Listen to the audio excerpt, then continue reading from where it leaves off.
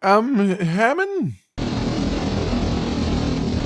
Oh, right, sorry, Mahaba? Hey, what's up? This helmet says if I wear it, I will lose health? Oh, sorry, that's an old model. Excuse me? Well, before the Great Blacksmithing Revolution a few years ago, our armor also made you weaker. The Great Blacksmithing Revolution? Yeah, I mean, I wasn't there. I mean, you should ask Hammond about it. Well, ladies, gentlemen, and monsters of all ages, welcome on all to a discussion about something that affects every single one of us every moment that we are playing a Monster Hunter game. Armor skills. More specifically, the new skill system style versus the old one, especially as Josh and I have recently been going through older Monster Hunter games one by one, experiencing the slight differences and, well, the major differences as well. And this right here is a really massive one for three main reasons. How difficult it was to acquire a skill in the first place, negative skills, and the actual total number of skills possible within your armor set. Before we dive further into each of those, please leave a like if you like the video, as it really helps us out. Subscribe and hit the notification bell for more, and most importantly, if you absolutely had to choose, would you rather fight a vampire with a wooden stake or eat a steak from a vampire cow? Consider the repercussions of both options, and also the percussions of both options. What would the rhythm be? Back on beat now, skills have changed massively from the old world to the new world. In fact, quite specifically, between the 4th generation and 5th generation games was the biggest change, with the new system debuting in Monster Hunter World in 2018, just over 12 years after Monster Hunter Freedom gave us the original skill system.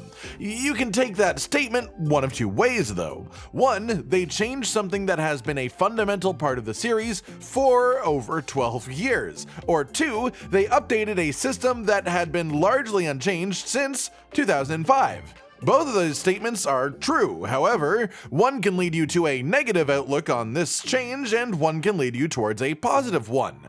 That's why this discussion is so interesting to me. There isn't really a right or wrong answer, obviously, objectively speaking. Just people who like the system now and people who liked the system before. People who don't like the system now and people who didn't like the system before. Each for their own reasons like the two true statements that I just told you. Everyone is right, and everyone is wrong. Kids, you're both right. And honestly, I think the best solution would be at least a little bit of middle ground, but I'll get into that after I've given proper detail to the system change for people who haven't experienced both new and old Monster Hunter armor systems. The route to acquire your skills in the first place was an absolute slog, comparatively. In modern Monster Hunter, every piece of armor has at least one level of a skill, except for a couple of pieces in Rise that have no skills at all, but the ones that do have any skills, each level of a skill gives you a bonus, so that every time you get an armor piece, you can see yourself growing in the direction that you want to progress. Comparatively, in the old world Monster Hunter games, skills were a bit harder to come by. There was a skill chart where you could actually see all of this lined up properly, but even then it was a bit like a spreadsheet of information, and it also did not have explanations of what these skills actually were past the name, so essentially every armor piece gave you a certain number of points in one of those skills. Most armor pieces would have 3 to 4 points in 1 or 2 skills, and then varying decoration slots. However, the way that skills work mean that those 3 to 4 points didn't activate anything by themselves, because for a skill to be active in your armor set, you had to have 10 points in it. If you had 9 points of attack up, you would get 0 attack up. At 10, you would get the first level of attack up. At 15, you would get the second level of attack up, and at 20, you would get the third level. That was how skills used to work. And if you're thinking that 3 to 4 points for 1 or 2 skills per armor piece suddenly doesn't sound like a lot anymore, you're very, very, very right, because you had to get most of, if not the entirety of an armor set in the low and high rank experience at least, to actually activate these skills on the set. Otherwise, you were basically running with a cosmetic armor that had nice defense and nothing else. The monsters obviously were much harder relative to hunter movement options as well, but it didn't help at all that your first run through the game, it was this hard to get even 1 or 2 skills to alter the experience.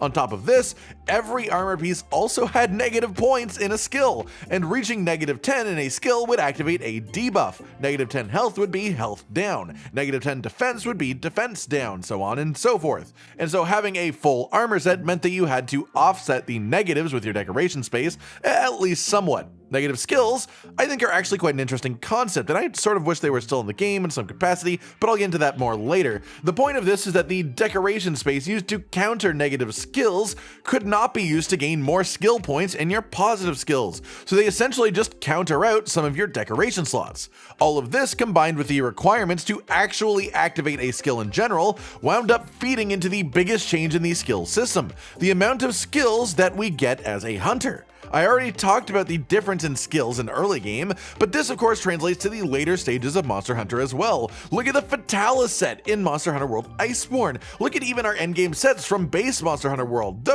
Even those had way more skills than an endgame G-rank old school Monster Hunter set, even before level 4 decorations were a part in Iceborne. In the old games, if you managed to have 4 to 5 skills in your set that synergized well with each other in a positive way, then you were pretty much at the peak of your power. So now let's talk about my thoughts on what's really missing now here.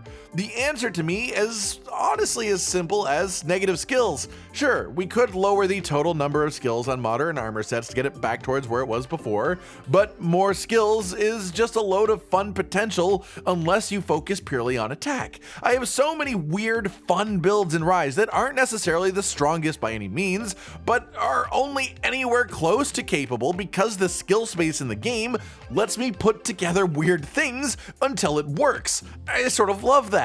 But maybe there still is a middle ground between having 2 pages worth of skills at full ranks and having 5 skills, you know? But negative skills are, I think, the big one for me personally for multiple reasons. I would love to have them back. Firstly, in the new school system, you would be guaranteed to have at least a couple active in any set, just because 1 rank of a skill is still an active skill, so the same should apply to negative. So why not have a bit more fun with it than just the boring basic things? Health down and attack down are options, sure, but do things that are forcibly funky, weirdly abstract, and push people to be creative with their skills or their gameplay. Something that helps make every armor set feel a little more unique to the specific monster. Give Chameleos armor, something that makes your hunter go invisible every few seconds just to mess with your own personal aiming of your attacks because you can't see your hunter. Give Teostra something that inflicts you with Blast Blight passively every once in a while. Give Kushala something that eats away at your sharpness. Then if we buff Bludgeoner enough to be worth actually using,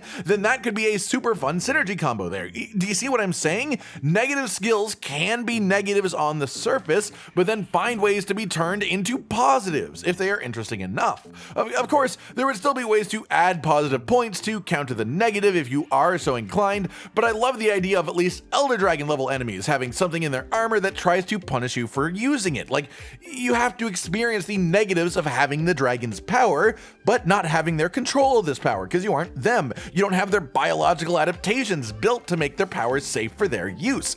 Sorry if it makes me come off as a bit of a pessimist, but I love negative skills. I love the idea of negative skills and their effect on the game as a whole, and most importantly, they are an opportunity to come up with some really creative and abstract ways to change hunts. Things that are silly or strange, but not just straight up unfun. Things that are unusual, but change the way that you hunt just a bit. Change the way that you build your set, maybe. Make you laugh on occasion because of a silly interaction. I love that shit. Losing health or damage, that's just sort of annoying. Having your hunter stumble once in a while because you're wearing Mizutsune armor and your feet are slippery, that's hilarious. Annoying in the moment, maybe, still, but there would be charm to it for sure. And you can even have that activate the Counter-Strike skill in Rise, you know? The stumbling over, you can have it count just the same. But, okay.